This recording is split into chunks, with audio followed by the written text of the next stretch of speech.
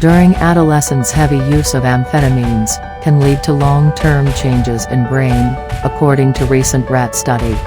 A recent rat study has found that the heavy use of amphetamines during the period of adolescence can result in long-term changes in brain structure and function.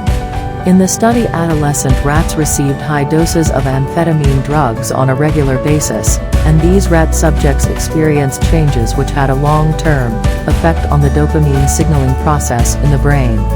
The effect lasted into adulthood, and disrupted normal amounts of dopamine in the brain.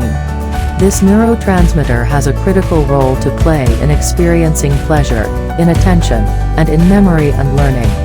Joshua Gulley, a University of Illinois psychology professor and the lead researcher involved in the study, explained that the dopamine system, which continues to develop throughout adolescence and young adulthood, is a primary target of psychostimulant drugs like amphetamine.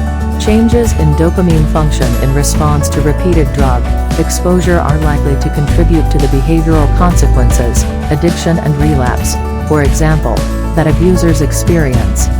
The rat study on adolescence and the heavy use of amphetamine did have a limitation though.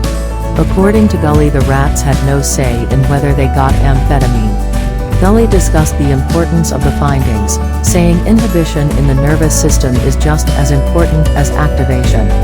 You need cells that are firing and communicating with one another, but you also need cells to stop communicating with one another at certain times and become quiet.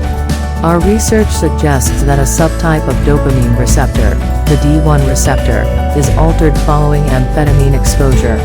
It's either not responding to dopamine or there are not as many of these receptors after exposure as there used to be. Gulley continued by stating, adolescent rats exhibit many of the characteristics that human adolescents do. They tend to be more impulsive than adult rats, they tend to make more risky decisions. They show increased drug use in response to stress. And, just as in humans, there is evidence that animals that start using drugs in adolescence are more likely to relapse than animals that start in adulthood.